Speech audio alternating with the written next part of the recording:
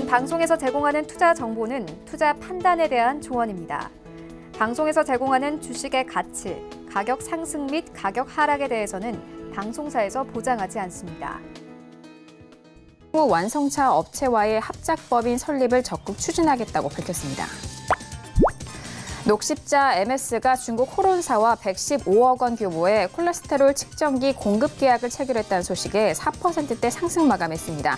이번 계약 금액은 작년 녹십자 MS의 연결 매출액 대비 13.39%에 해당하는 규모입니다.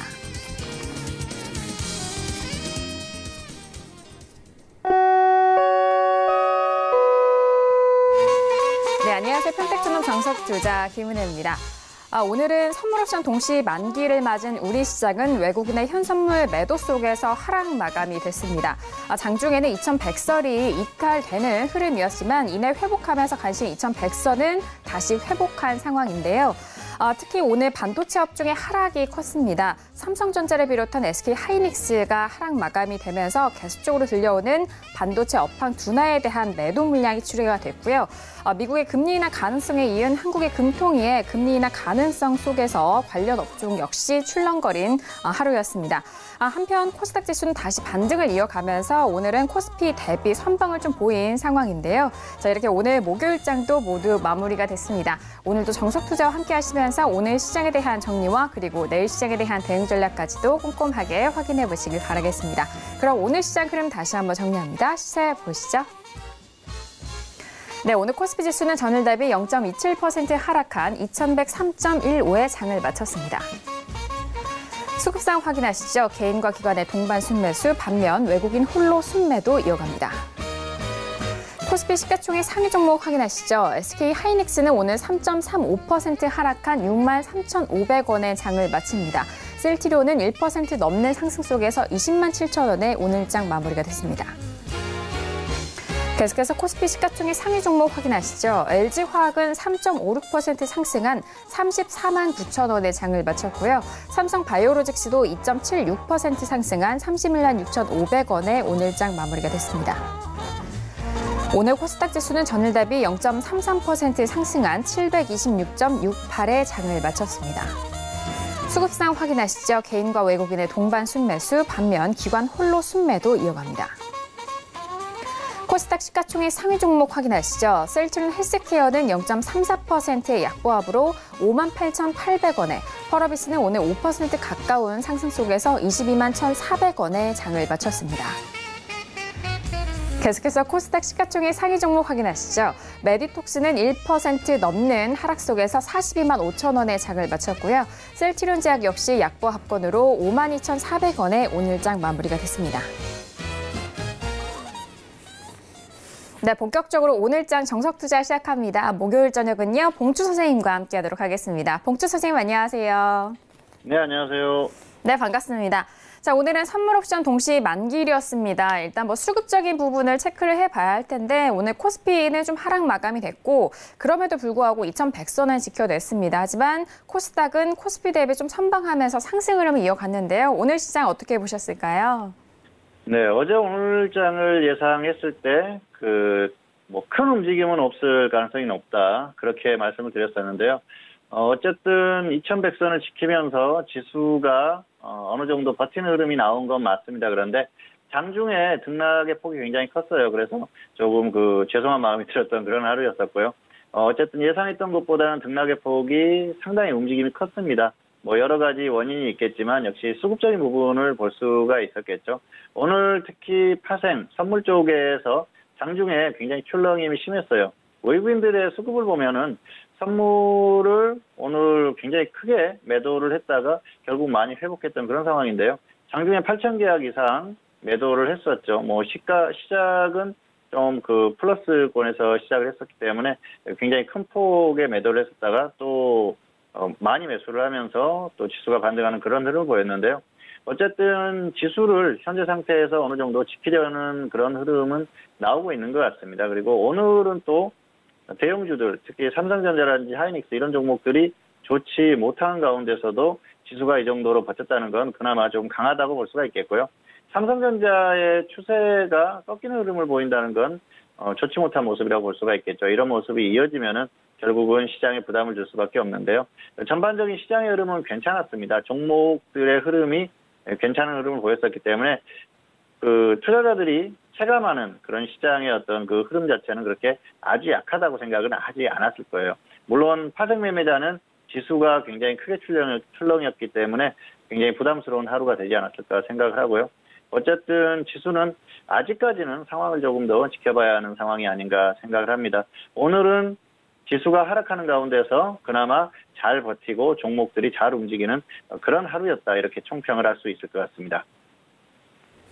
네, 오늘 앞서서 만나보셨듯이 삼성전자를 비롯해서 반도체 업종에 대한 하락이 이어졌습니다. 그럼에도 불구하고 이런 흐름 대비 지수가 좀 잘 버텨졌다라는 그런 총평을 해주셨는데요. 삼성전자가 꺾인다면은 우리 시장에 있어서도 좀 큰 흐름이 바뀔 수도 있는 부분이기 때문에 다시 한번 좀 예의주시하시면서 보셔야 될 것 같습니다. 자, 이렇게 오늘 봉주 선생님과 함께 목요일자 함께 이어가 볼 텐데요. 자, 첫 번째 코너로 이어가 보도록 하겠습니다. 오늘의 첫 번째 코너는 업종의 이해 시간이 기다리고 있습니다.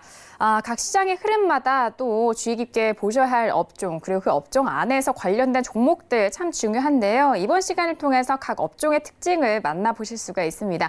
자, 오늘은 어떤 업종 위주로 좀 풀어주실지 궁금한데요. 봉주 선생님, 오늘은 어떤 업종에 대해서 배워볼까요? 네, 오늘 살펴볼 업종은 코스닥 통신 서비스 업종입니다. 351번이죠. 통신 서비스 업종을 보면은 코스닥 업종 내에서도 순서가 굉장히 위에 있어요. 그래서 뭐 오락문화 다음에 역시 통신 방송 서비스 이렇게 통합해서 하나의 업종이 있고, 또 통신 서비스, 방송 서비스가 이렇게 나뉘는데요. 위에 있는 업종입니다. 그런데 종목 수가 그렇게 많지 않습니다. 그리고 투자자들의 관심을 많이 받는 업종은 아니죠. 그러다 보니까 좀 지나쳤던 그런 업종이기도 한데요. 최근에는 이 통신 관련한 그런 그 기업들에 대한 관심이 많지 않습니까? 특히 뭐 5G 관련한 그런 종목들이 굉장히 투자자들의 관심을 많이 받는 그런 흐름이에요. 그래서 이 통신 서비스 업종도 어떤 그 통신과 연계된 어떤 흐름을 보이는 그런 기업들도 있고 하기 때문에 관심을 더 갖지 않을까 생각을 해서 오늘 한번 살펴보는 그런 그 시간을 가졌고요. 어쨌든 그동안에는 시장에 큰 관심을 받는 그런 업종은 아니었습니다. 주도 업종으로서 갈 수 있는 그런 업종들은 아니고요. 또 방송 서비스 업종처럼 방송 서비스 업종은 제가 반드시 살펴봐야 되는 그런 업종이라고 말씀드렸는데요. 대표적인 코스닥을 대표하는 그런 종목이 있죠. 그런데 그렇게 종목 수가 작은 가운데서도 이 시장을 대표할 수 있는 그런 종목이 있는 것도 아니고요. 다만 종목들의 움직임들이 한 번씩 강하게 나오는 그런 경향은 있습니다. 테마주들이 있기 때문이죠. 그래서 대부분 테마성 종목들이 모여있는 그런 상황이고요. 그렇기 때문에 이 종목들의 흐름도 한번 좀 살펴보는 것도 뭐 충분하겠다, 그렇게 생각을 해서 이 통신 서비스 업종을 오늘 가지고 왔습니다. 자, 통신 서비스 업종 하면은 역시 코스피의 통신과 연계된 흐름이 아닐까, 그렇게 생각하실 수 있을 것 같은데요. 사실 그 비슷한 면이 있는 것 같으면서도 조금 다른 면이 있습니다. 통신, 코스피의 통신 같은 경우에는 역시 종목 수는 작지만 굉장히 중요한 업종이죠. 그리고 통신과 연계돼서 볼 수 있는 코스닥의 업종은 통신 장비 업종이 있겠죠. 코스피의 그 통신 관련한 그런 기업들의 장비나 부품 이런 것들을 생산해서 제공하는 그런 기업들이죠. 그러다 보니까 역시 연계된 흐름이 나올 수밖에 없고요. 최근에 또 5G 관련한 이런 종목들이 강하게 움직임이 나오죠. 그런 움직임이 나오는데 이 통신 서비스 업종은 그런 기업들은 아니에요. 통신 장비라든지 또 어떤 그 부품 이런 것들을 제공하는 그런 기업들은 아니죠. 다만 통신을 기반으로 한 그런 사업들은 합니다. 통신이라든지 인터넷 이런 것들, 그런 것들이 바로 그 코스피의 통신 업체들이 하는 그런 사업적인 부분 아니겠습니까? 그런 것들을 이용해서 사업을 한다는 것이죠. 그래서 관련된 그런 기업이긴 맞긴 하지만 똑같은 흐름은 아니다, 그렇게 볼 수가 있겠고요. 기업들을 보면은 앞에서도 언급을 했지만은 통신이라든지 또 인터넷 이런 것들을 기반으로 한 서비스 업체들이 많습니다. 그래서 관련한 어떤 시스템이라든지 뭐 프로그램 이런 것들을 개발을 해서 서비스를 하는 그런 기업이죠. 전반적인 흐름을 보면은 금융 관련한 서비스 기업들이 많이 있는데요. 금융이라고 하면은 다양한 사업적인 흐름들을 볼 수가 있겠죠. 그래서 그 CD라든지 펜, 또 키오스크 이런 사업자들, 또 카드, 체크기 이런 것들을 생산하는 그런 기업들이 있고요. 관련한 서비스를 제공하는 그런 기업들이 있어요. 그래서 전반적으로는 금융과 연계된 서비스 기업들이 많이 있다, 그렇게 보시면 될 것 같습니다. 어쨌든 기업들의 흐름이 안정적인 그런 흐름으로 나오는 그런 그 모습을 볼 수가 있을 것 같고요. 또 최근에 시장에서 관심을 받을 수 있는 그런 종목군들이 아닌가 생각을 합니다. 왜냐하면은 최근 우리 한국 사회에서 또 어떤 그 화두가 되는 것 중에 하나가 최저임금 인상이었지 않습니까? 그런데 최저임금 인상과 연계된 관련한 그런 기업들이 많아요. 자, 은행의 CD기라든지 또 키오스크 관련한 그런 기업들이 있는데요. 이런 기업들은 최저임금 인상이 되면서 부각이 될 수 있는 그런 기업들이거든요. 특히 키오스크 관련주들 같은 경우에는 역시 장기적인 어떤 흐름에서 앞으로는 또 주의 깊게 살펴봐야 될 그런 기업들이 아닌가 생각을 하는데요. 우리가 지금은 우리 주변에 흔히 볼 수가 있습니다. 최근에 제가 에버랜드를 갔다 왔는데요. 식당들이 쭉 늘어서 있는데 직접 이렇게 사람이 주문을 받지 않더라고요. 이제는 키오스크 기기에서 쭉 사람들이 줄을 서서 주문을 하더라고요. 그런 모습들을 봤을 때 이제 그런 것들이 자꾸 계속해서 보급이 된다는 것이죠. 아무래도 인력을 사용하는 데 있어서 부담을 느낄 수 있는 그런 공간들에서는 이제 기기가 대체하는 그런 분위기가 계속 형성이 되지 않습니까? 그리고 가까운 롯데리아라든지 이런 패스트푸드점만 가보더라도 이제는 기기에서 주문을 하게 돼 있습니다. 과거에는 전부 사람들이 직접 주문을 받고 그런 것들을 했지 않습니까? 그런데 이제는 그런 것들을 기기가 대신한다는 겁니다. 그런 키오스크라든지 이런 기기를 생산하는 기업들이 바로 이 통신 서비스 업종에 있어요. 그래서 최저임금 인상이 가져오는 어떤 그런 그런 기대감을 가질 수 있는 그런 기업들이 있다. 그렇게 보시면 될 것 같습니다. 자, 그리고 최근에 또 화폐개혁이 화두가 됐었지 않습니까? 화폐개혁과 관련된 그런 기업들도 있죠. CD기라든지 이런 것들은 결국은 화폐 단위가 변하면은 그런 기기에 대한 것들, 기기 교체라든지 또 프로그램을 교체하는 이런 것들이 필요하지 않습니까? 그러면서 역시 수혜를 받을 수 있는 그런 기업들이 있죠. 그래서 최근에 시장과 사회적인 이런 핫 이슈 이런 것들과 맞물려서 같이 움직일 수 있는 그런 기업들이 있는 그런 상황이라고 볼 수가 있겠고요. 전반적으로는 테마주들이 많습니다. 그렇기 때문에 이 테마주들이 움직이는 포인트 그런 것들만 살펴보시면 될 것 같고요. 왜냐하면은 업종에 뚜렷한 특징이 없어요. 사실 고유한 어떤 특징을 가지고 움직이는 업종들이 있습니다. 뭐 코스닥만 하더라도 인터넷이라든지 디지털 콘텐츠 이런 독특한 본인들만의 어떤 특색이 있는 그런 업종들이 있는데요.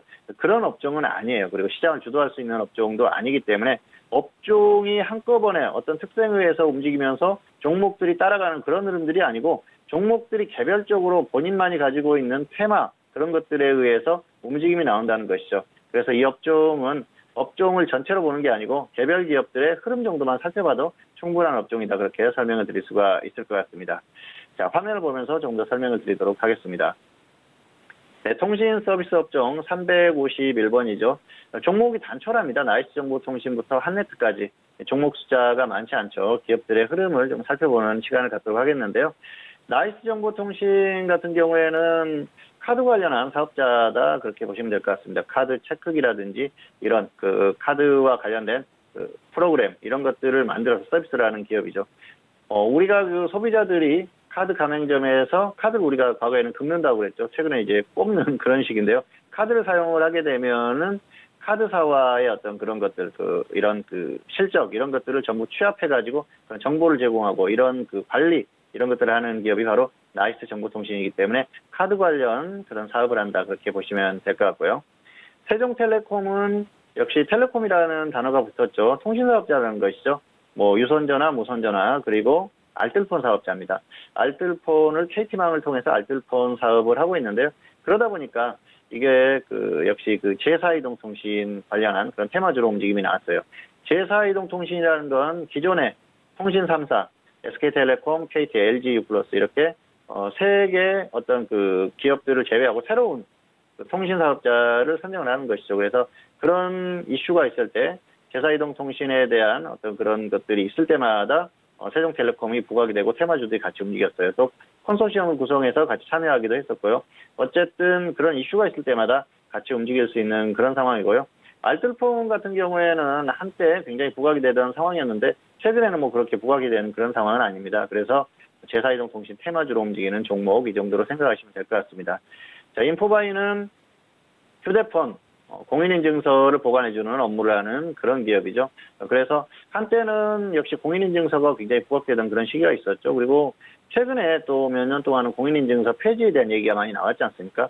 지금도 사용하고 있기 때문에 당장 폐지가 되거나 그럴 상황이 조금 더 상황을 지켜봐야 될 그런 흐름입니다. 그리고 역시 공인인증서라는 게 보안과 관련된 그런 사업적인 부분 아니겠습니까? 그래서 향후에도 이게 공인인증서가 혹시라도 폐지가 된다고 하더라도 기업이 굉장히 큰 타격을 받는다기보다는 또 보안 관련한 어떤 다양한 또 사업적인 흐름을 펼칠 수도 있는 그런 기업이라고 생각을 하고요. 당장이나 당분간은 어떤 큰 움직임이 나오기는 그런 어려운 그런 사업적인 흐름이 아닌가 생각을 합니다. 자, 인포뱅크 같은 경우에는 역시 테마주로 움직이는 그런 종목이죠. 최근에도 흐름이 계속 나오고 있어요. 이 종목 같은 경우에는 메시징 서비스라든지 또 스마트카 서비스 이런 것들을 하는 그런 기업입니다. 스마트카 서비스라는 게 결국은 자동차와 연계된 그런 상황이지 않습니까? 결국은 이게 자율주행차에 관련된 그런 기술력으로 연결이 됐고요. 자율주행차 테마로 움직이는 종목이에요. 그래서 인포뱅크 같은 경우에는 자율주행차 테마 중에서 주력으로 움직이는, 주도적으로 움직이는 그런 종목은 아니에요. 그러다 보니까 주도적으로 움직이는 종목들이 움직이고 나서 나중에 따라가는 그런 종목 중에 하나입니다. 그래서 이런 종목들은 잘 관찰을 하셨다가 주도주들이 쭉 움직이고 나서 나머지 종목들이 움직이지 않을 때, 그럴 때 주도주를 잡지 못했을 때 접근할 수 있는 그런 종목 중에 하나라는 것이죠. 어쨌든 자율주행차 테마로서 계속해서 움직임이 나오는 종목이기 때문에 그 정도의 어떤 그 자율주행차 테마 정도만 기억을 해주시면 좋을 것 같고요. 전파기지국은 상호에서 할 수 있죠. 기지국과 관련된 그런 기업이죠. KT라든지 LG플러스 이런 기업들과 연결해서 기지국을 건설해주고 그걸 또 관리해주는 그런 사업을 하고 있습니다. 지하철이라든지 이런 데에서 통신이 원활하게 할 수 있게 그런 그 사업들도 하죠. 그리고 사실 그 통신 3사들이 기지국이 다 따로 있지 않습니까? 그러다 보니까 사회적인 비용이 굉장히 많이 들어갑니다. 그래서 그런 기지국들을 통합해서 관리해주는 그런 사업적인 흐름도 보이고 있기 때문에 역시 그런 부분에 있어서는 향후에도 꾸준히 어떤 그런 사업적인 흐름이 나오지 않을까 생각을 하고요. 그리고 역시 통신 관련한 기업이기 때문에 5G 관련 테마주로 움직이는 가장 강하게 움직이는 종목 중에 하나예요. 그래서 현재 이 업종 내에서 가장 눈여겨볼 만한 그런 그 종목이라고 볼 수가 있겠고요. 이후에도 5G 테마는 꾸준히 추세적으로 움직일 가능성이 높기 때문에 역시 관심을 가질 만한 그런 종목이라고 말씀을 드리겠습니다. 자, KL넷 같은 경우에는 과거에는 이게 사무인터넷 관련 테마로 움직였었던 그런 종목이죠. 역시 관련한 그런 사업들을 했었고요. 물류 관련 서비스를 제공하는 그런 기업이에요. 물류 서비스라든지 또 IT를 기반으로 한 다양한 물류 서비스 이런 것들, 또 빅데이터를 활용해서 다양한 사업들을 하죠. 어쨌든 그런 흐름을 보이면서 사물인터넷 테마로 움직였던 그런 종목인데요. 최근에는 대북 테마로 움직이고 있습니다. 작년 같은 경우에 물류 관련한 종목들이 대북 테마에 편입이 됐었는데요. 나지나산 이쪽에 어떤 그 물류 서비스 이런 것들이 이슈가 되면서 움직임이 나왔습니다. 그래서 대북 관계가 다시 좀 좋아지는 흐름이 나온다고 하면은 이 대북 테마주들이 움직일 때 결국은 같이 움직일 수 있는 현재로서는 대북 테마로 움직이는 종목, 그리고 원래는 사물인터넷 테마로 움직였기 때문에 현재는 대북 테마라든지 5G 테마 이런 쪽에 너무 관심이 쏠려서 그 사물인터넷이라든지 이런 테마주들이 움직이지 않거든요. 하지만 이쪽도 4차 산업혁명의 한 부분이지 않습니까? 그러다 보니까 언젠가는 또 다시 부각이 되면 움직일 수 있기 때문에 어떤 테마에 의해서 움직이는지 그 정도는 기억을 해두시는 게 좋을 것 같습니다. 자, 한국전자금융은 CD밴 그리고 키오스크 관련 사업을 하는 그런 기업입니다. 자, CD기라든지 또 그리고 밴 관련한 사업을 하죠. 그리고 또 키오스크 앞에서 언급을 했었던 그런 키오스크 관련 기기들을 생산을 하고 또 그 어떤 서비스 이런 것들을 계속해서 관리해주는 그런 사업을 하는 그런 기업인데요. 그러다 보니까 최저임금 인상에 수혜를 입는다든지 또 최근에는 화폐개혁 관련한 종목들이 움직였지 않습니까? 그래서 관련한 테마로도 움직일 수 있는 그런 종목이라는 걸 기억을 해두시기 바라고요. 비슷한 사업적인 흐름을 보이는 게 한네트입니다. 한네트도 거의 비슷해요. CD밴 그리고 키오스크 이런 사업들을 하는 기업입니다. 물론 카드 체크기라든지 또 포스라든지 이런 사업들도 합니다만 주는 그런 것이라는 것이죠. 그래서 화폐개혁 관련주로서 강한 움직임을 보였었는데요. 화폐개혁이라는 게 현실적으로는 어렵습니다.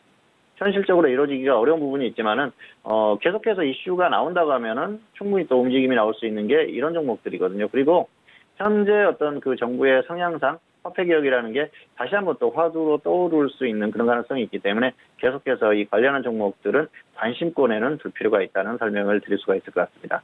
자, 그리고 한국정보통신. 한국정보통신은 간편결제 서비스를 제공하는 그런 기업이죠. 그러다 보니까 전자결제라든지 이런 테마로도 움직일 수 있는 종목이에요. 그리고 과거에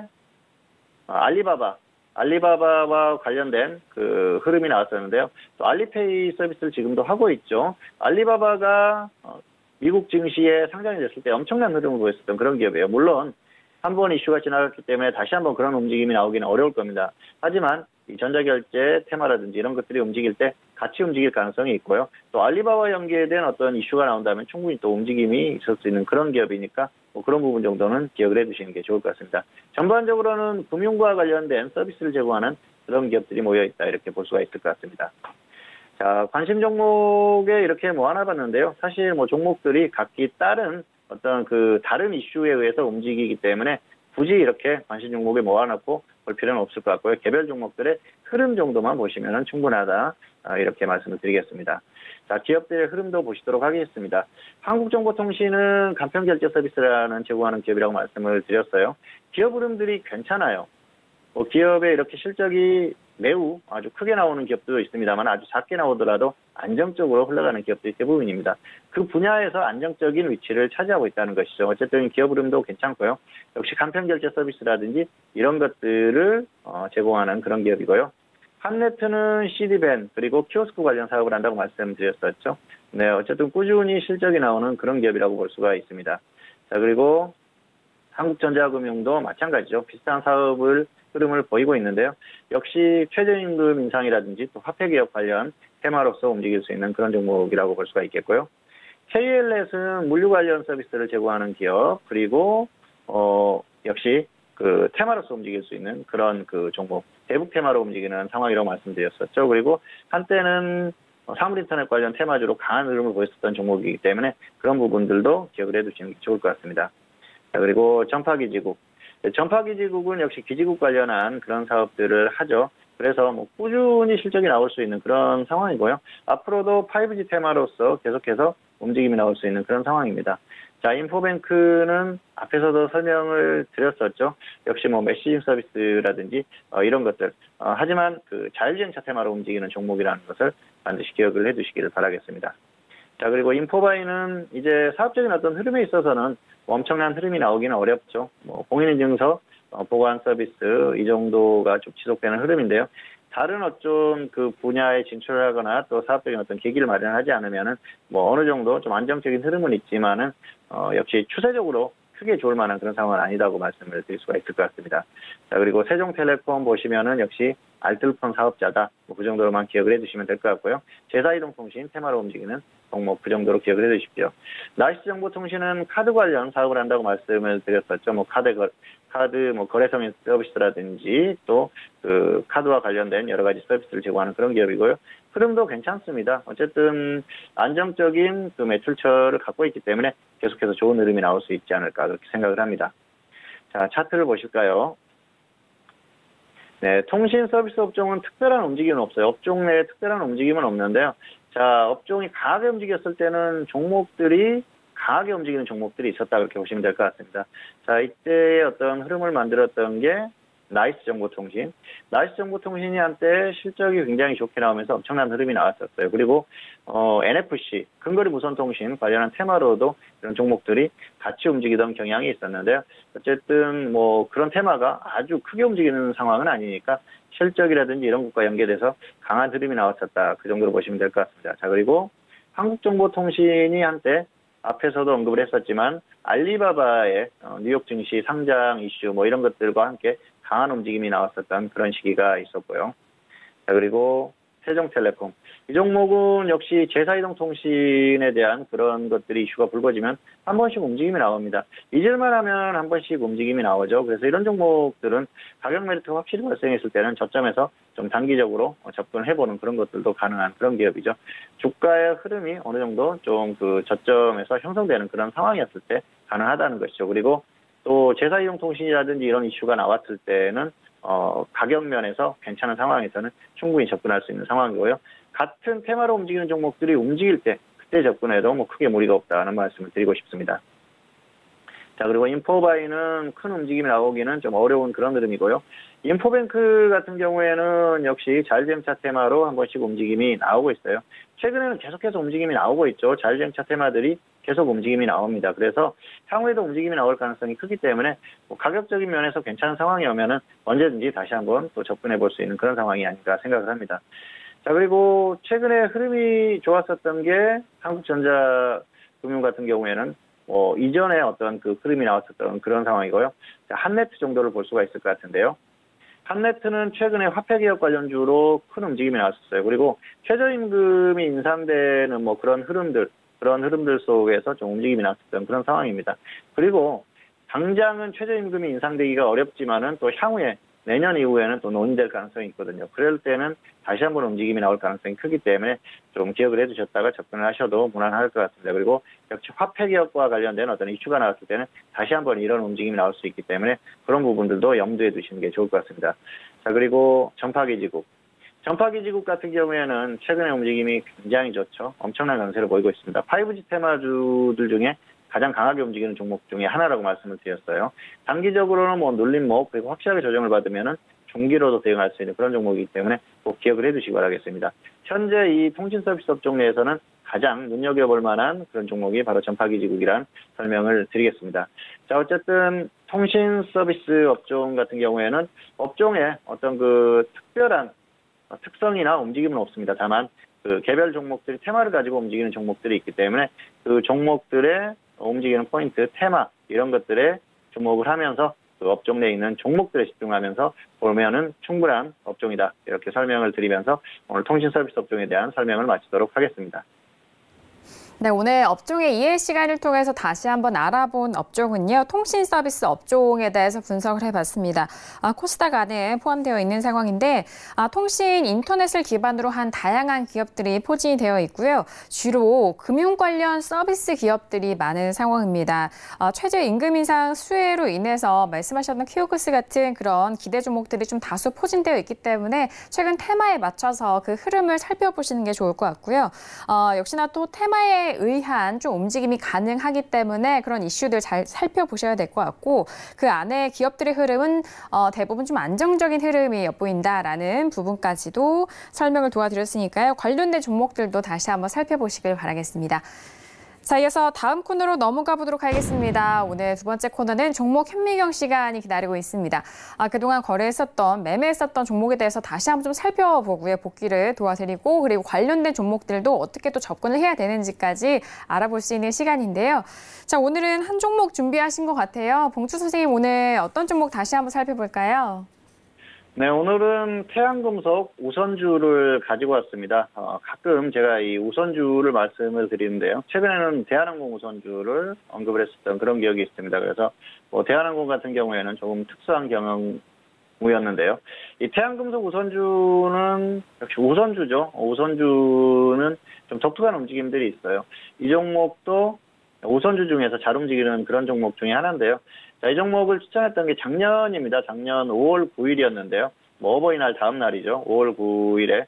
당시 가격이 3,600원, 3,300원 이렇게 분할 매수 3,450원 대비해서 선절 10%, 수익 10% 이상 이렇게 대응을 하자고 추천을 했었는데요. 매수가 되고 나서 곧바로 급등하면서 단기 수익 실현을 했었던 그런 상황이에요. 당시에 이 종목을 추천을 했었던 게 당시 우선주들의 움직임이 괜찮았습니다. 이 종목도 움직임이 나왔었고요. 그리고 이전에도 언급한 적이 있는 덕성 우선지라든지 이런 종목들이 움직임이 나왔어요. 전반적으로 강하게 움직임이 나오는 그런 우선주들의 움직임이 강했습니다. 우선주 같은 경우에는 어떤 그 테마 같은 그런 움직임을 보여요. 하나의 어떤 그 종목들이 움직이기 시작하면 전반적으로 같이 움직인다는 거죠. 마치 테마가 형성되듯이 우선주들이 같이 쭉 움직이는 그런 경향이 있는데요. 이 태양금속 우선주도 그 우선주들 잘 움직이는 우선주 중에 하나예요. 그래서 당시에 이제 또 우선주들이 움직임이 나오는구나 싶어서 추천을 했었고요. 이 종목은 그 이전에 조금 움직임이 나왔었죠. 그래서 가격적인 조정을 받았을 때 그런 가격대에서 추천을 했었고요. 결국은 매수되고 나서 바로 급등을 하면서 수익 실현을 했습니다. 조금 이제 아쉬운 부분은 이렇게 우선주들 같은 경우에는 한번 움직임이 나오면은 약간 그 폭등하는 그런 경향이 있는데 당시에는 조금 짧게 수익 실현했었던 게 아쉬운 흐름입니다. 다만 우선주들이 전반적으로 아주 폭등하는 그런 상황들은 아니었었고 이제 시작이었었기 때문에 이게 다른 종목들이 이미 폭등이 나오고 나서 이 종목이 움직임이 나오지 않았다고 하면 조금 더 끌고 갈 수도 있었을 겁니다. 그런데 그런 움직임이 아니었고 전반적으로 같이 시작하는 그런 분위기였어요. 그러다 보니까 짧게 최소한 단기적인 흐름은 나오겠구나 싶어서 짧은 그런 기준을 제시했는데 좀 아쉬움이 남았죠. 이후에 뭐 엄청나게 급등을 하면서 상당한 아쉬움이 남았었는데요. 어쨌든 이 우선주들의 움직임은 이렇게 한 번씩 강하게 움직임이 나온다는 것을 기억을 해두시는 게 좋을 것 같습니다. 그리고 이게 강하게 움직이는 또 종목들이 있어요. 그런 종목들을 모아놓고 관심 종목으로 계속해서 관찰을 하신다고 하면은 적절한 또 수익 기회가 생길 수도 있지 않을까 생각을 해서 오늘 이 종목을 가지고 왔었고요. 어쨌든 아쉬움이 남았지만 결과적으로 뭐 큰 그 문제는 없었던 그런 상황이다고 볼 수가 있겠습니다. 화면 보면서 좀 더 설명을 드리도록 하겠습니다. 자, 2018년 5월 9일이었는데요. 작년이었었죠. 이때 추천을 했었던 상황인데요. 자, 5월 9일 당시에 3,600원 1차 매수를 했었고요. 그리고 3,300원을 2차 매수가로 전달했습니다. 그런데 2차 매수가는 안 왔어요. 5월 9일이 이날이죠. 3,600원 매수가 되고 나서 곧바로 급등이 나왔었죠. 그러면서 10% 이상 수익 실현이 됐죠. 물론 뭐 더 크게 수익을 본 분들도 계셨겠지만은 어쨌든 기준상으로는 그렇다는 것입니다. 그리고 이후에 흐름을 보면은 상당히 아쉬웠죠. 자, 급등하고 나서 다시 한번 접근할 수 있는 기회가 있었는데 좀 놓쳤었는데요. 자, 이후에 흐름을 보면은 100% 이상 상승이 나왔었죠. 상당히 아쉬운 그런 흐름이고요. 당시 같이 잘 움직이던 종목 중에 역시 덕성 우선주도 꼽을 수가 있을 것 같은데요. 우선주들이 이때 움직임이 나오기 시작을 했었어요. 그러면서 이 5월 9일에 이때 추천을 했었는데 뭐 전반적으로는 그 종목들이 전부 강하게 움직였습니다. 그러다 보니까 조금 아쉬움이 남는 그런 결과가 아니었나 생각을 합니다. 자, 흐름을 보시면은 이 우선주들 같은 경우에는 자, 길게 보면은 한 번씩 움직임이 나올 때가 있어요. 이 태양금속 우선주가 특히 이렇게 강한 움직임을 한 번씩 보이는 그런 기업인데요. 보통 움직임이 나오면은 뭐 최소 50%에서 100% 이상 이런 움직임이 나와요. 그래서 저점 매수만 잘한다고 하면은 단기에 큰 수익을 볼 수도 있는 그런 종목군 중에 하나가 아닌가 생각을 합니다. 가끔가다 이렇게 움직임이 나온다는 것이죠. 어쨌든 앞에서도 언급을 했지만은 이렇게 우선주들이 움직이는 흐름이 나왔을 때는 관찰할 만한 그런 종목 중에 하나가 아닌가 생각을 하고요. 역시 뭐 여러 번 언급을 했지만 우선주들은 마치 테마가 움직이듯이 같이 움직이는 경향이 있습니다. 그렇다 보니까 이 우선주가 움직이는 그런 흐름이 나왔다 그랬을 때는 역시 이렇게 같이 움직일 수 있는 종목군들을 파악을 해놨다가 적절히 접근하시면 크게 무리가 없다는 것이죠. 자, 어쨌든 종목을 매매하는 과정에 있어서 매수나 매도나 이런 것들은 적절했다고 볼 수가 있겠는데요. 역시 약간 좀 운이 좀 따라주지 않은 그런 상황이 아니었나 생각을 합니다. 아쉬움이 조금 남았지만은 결과 과정 자체는 뭐 크게 문제가 없었다고 볼 수가 있겠고요. 이렇게 우선주들도 뭐 일반적인 테마주들처럼 같이 볼 수 있다는 뭐 그런 것들을 말씀을 드리면서 오늘 태양금속 우선주에 대한 설명을 마치도록 하겠습니다. 네, 오늘 종목 현미경 시간을 통해서 다시 한번 알아본 종목은요. 태양금속 우선주에 대해서 알아봤습니다. 작년 2018년 5월 9일에 추천을 했었던 종목이고요. 매수 이후에 곧바로 급등을 하면서 수익을 실현했었던 종목이기도 합니다. 관련된 테마와 그리고 종목에 대해서 다시 한번 좀 말씀드렸고 또 특히나 우선주를 접근할 때에 대한 특징 다시 한번 정리해드렸으니까요. 참고해 주시길 바라겠습니다. 자, 지금 시각은 10시 32분 지나가면서 오늘 목요일장에 뉴욕 증시가 개장이 됐습니다. 간밤 뉴욕 증시도 3대 지수 모두 하락으로 마무리가 된 상황 속에서 오늘장도 역시나 하락 출발이 된 상황입니다. 계속해서 올라왔었던 랠리에 대해서 좀 쉬어가는 흐름이 연일 이어지고 있는 상황이고요. 그리고 이제 6월 말로 이제 가까워지면서 FOMC를 비롯해서 그리고 G20에 대한 문제까지 경계감이 일어나면서 3대 지수 모두 하락 출발이 됐다라는 점까지 참고해 주시길 바라겠습니다. 지금 네. 정정하도록 하겠습니다. 3대 지수 모두 상승 출발이 됐다라는 점입니다. 소폭의 강보합권에서 유지가 된 상황 속에서 3대 지수 모두 상승 출발이 됐다라는 점 다시 한번 정정해 드리도록 하겠습니다. 자, 이어서 선생님 질문 있을 시간으로 넘어가 보도록 하겠습니다. 오늘도 다양한 질문들 많이 접수해 주셨고요. 첫 번째 질문부터 확인해 보도록 하겠습니다. 자, 오늘의 첫 번째 질문은요. 끝자리 4568님의 질문입니다. 코아스를 1,480원에 매수하셨고 비중은 30% 질문 주셨는데요. 자, 오늘 장의 코아스는 1.34% 상승한 1,510원에 마무리가 된 상황입니다.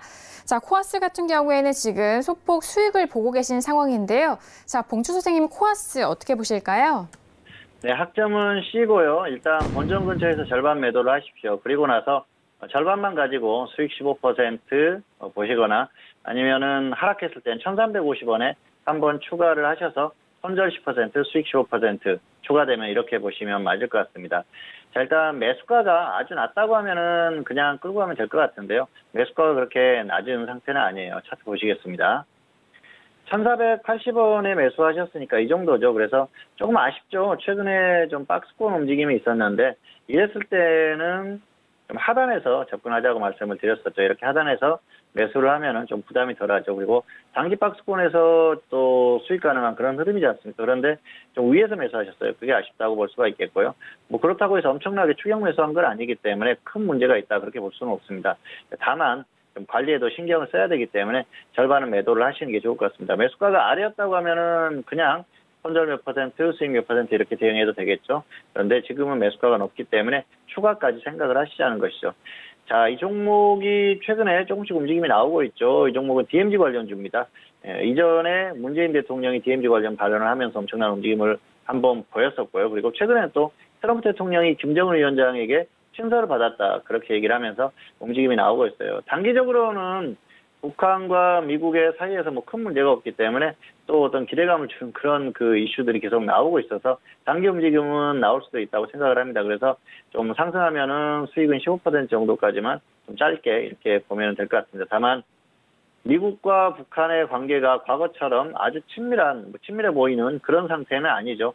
뭐 트럼프 대통령과 김정은 위원장이 만났다가 결국은 안 좋게 헤어지지 않습니까? 그런 부분이 있고 또 미사일 실험도 계속했던 그런 상황이 있기 때문에 추세적으로 끌고 갈 만한 상황은 아니라는 것이죠. 다만 단기적으로 분위기 자체를 종목들이 움직이게 만들고 있기 때문에 단기 대응만 하자는 것입니다. 자, 어쨌든 지금 매수가가 높아서요. 절반은 매도를 하고 대응하시는 게 좋을 것 같고요. 단기에 반등이 나오면 15% 정도만 보시고요. 그리고 하락했을 땐 1,350원에 한번 추가를 하셔가지고 단가를 낮추고 나서 그럼에도 하락하면 손절해야겠죠. 손절 마이너스 10%, 수익은 플러스 15% 이 정도로 짧게 보시는 게 좋을 것 같습니다.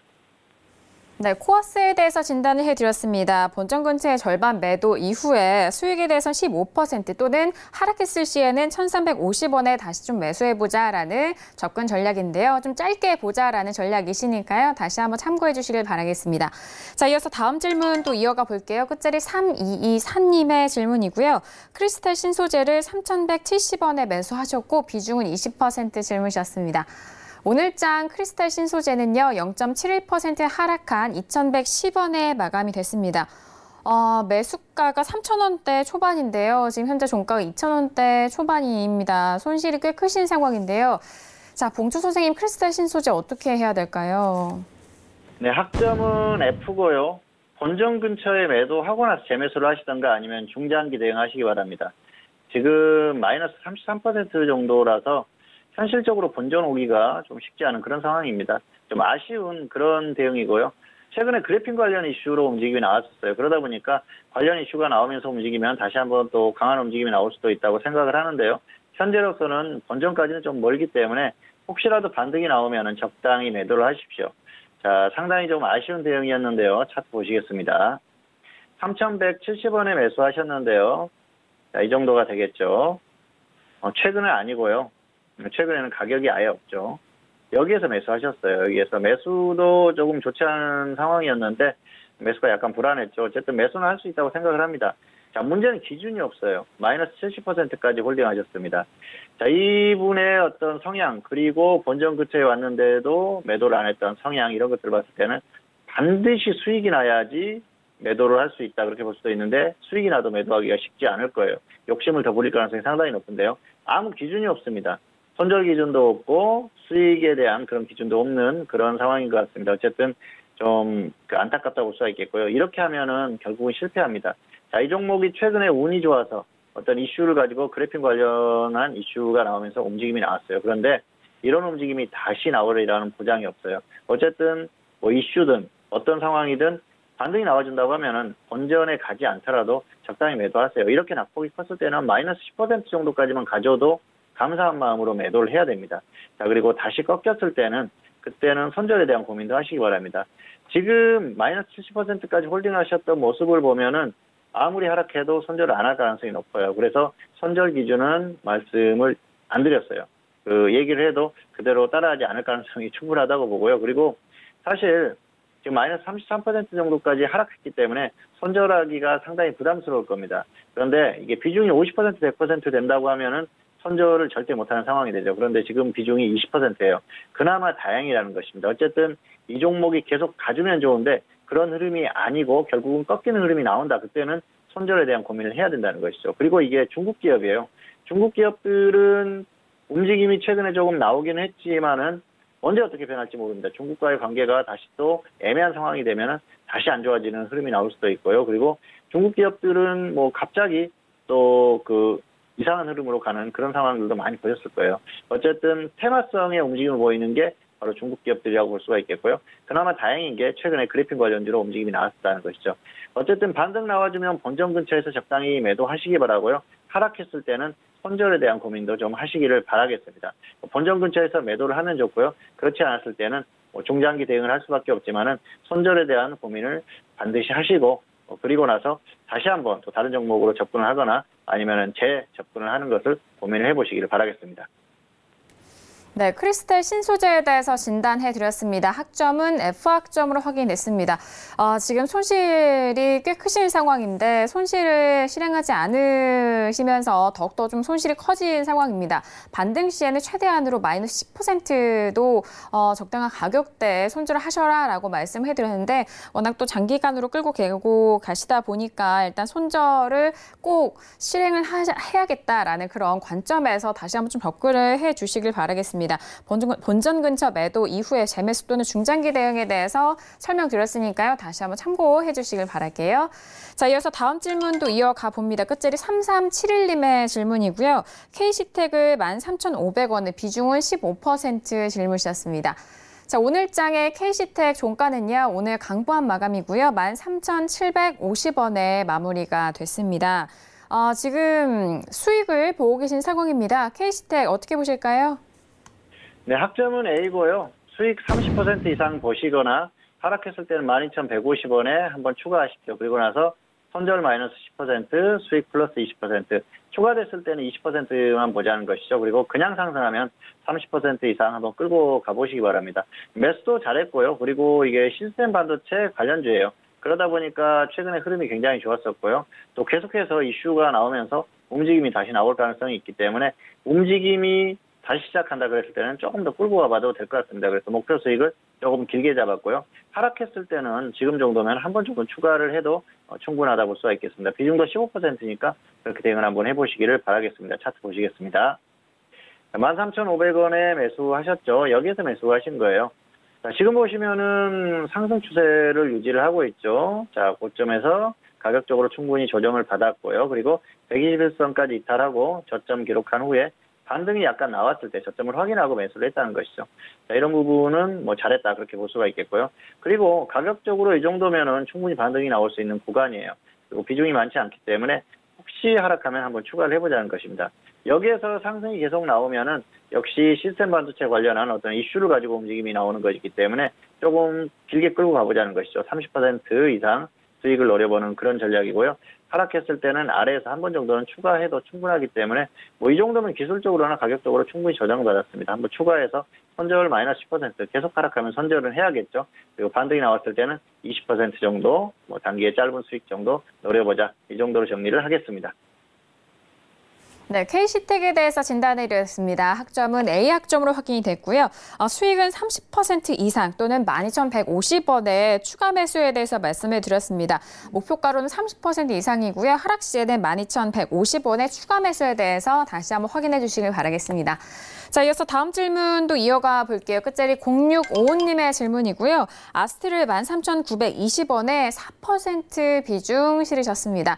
자, 오늘장의 아스트 종가 확인해 볼까요? 오늘은 3% 가깝게 빠졌네요. 1,350원에 마감이 되는데 지금 뭐 손절을 하지 못하신 상황인 것 같아요. 손실권이신데요. 자, 봉추 선생님 아스트 어떻게 보실까요? 네, 학점은 F고요. 마이너스 10%나 마이너스 30% 먼저 오는 쪽에서 정리하시기 바랍니다. 지금 마이너스 25% 정도인데요.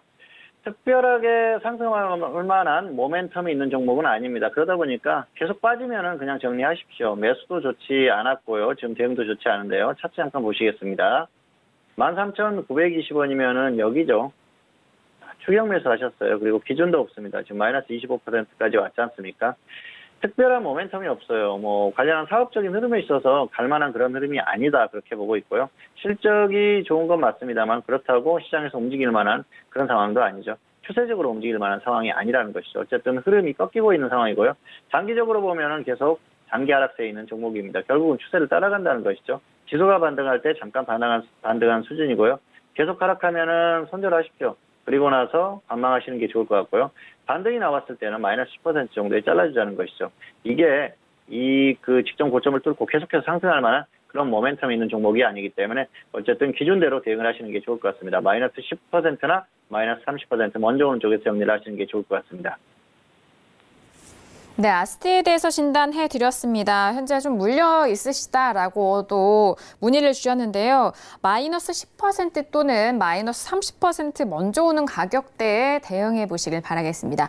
자, 오늘도 선생님 질문 있을 시간을 통해서 다양한 질문들에 대한 상담 도와드렸습니다. 말씀드린 내용에 대해서는 투자 판단에 대한 조언이고요. 해당 상품의 가치와 수익률을 보장하지 않는다는 점 다시 한번 이해해 주시길 바라겠습니다. 자, 오늘 선물옵션 동시 만기일이 맞이를 했습니다. 무난하게 좀 지나간 상황 속에서 이제 내일 금요일장이 기다리고 있는데요. 오늘 뉴욕 증시는 3대 지수 모두 상승 출발한 상황입니다. 자, 그렇다면 내일 우리 시장 어떻게 전망하실지 궁금합니다. 봉주 선생님, 내일 우리 시장 어떻게 보고 계실까요?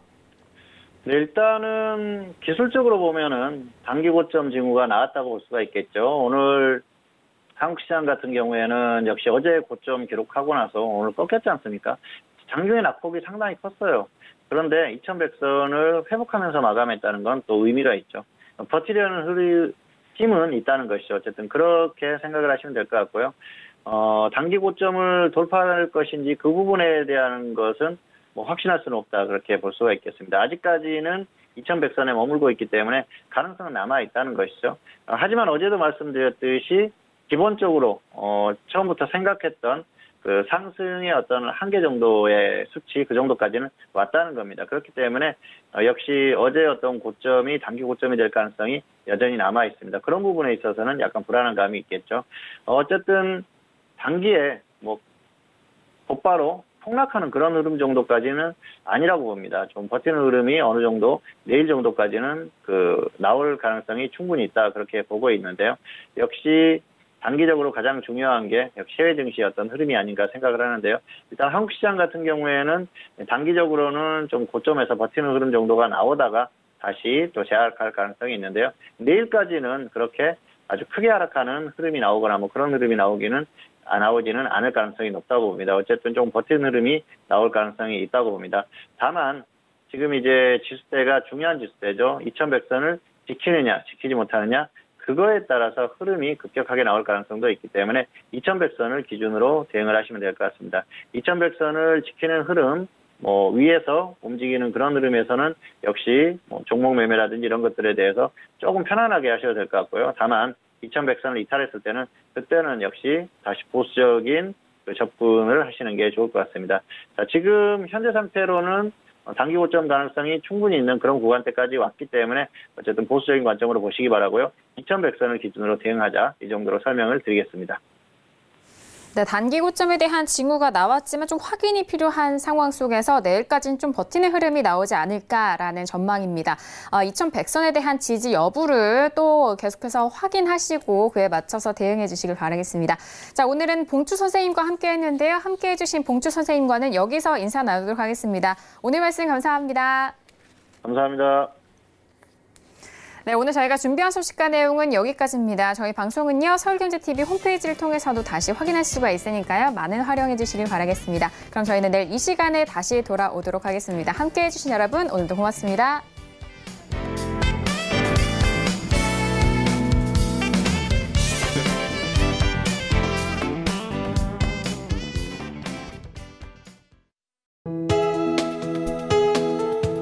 방송에서 제공하는 투자 정보는 투자 판단에 대한 조언입니다. 방송에서 제공하는 주식의 가치, 가격 상승 및 가격 하락에 대해서는 방송사에서 보장하지 않습니다.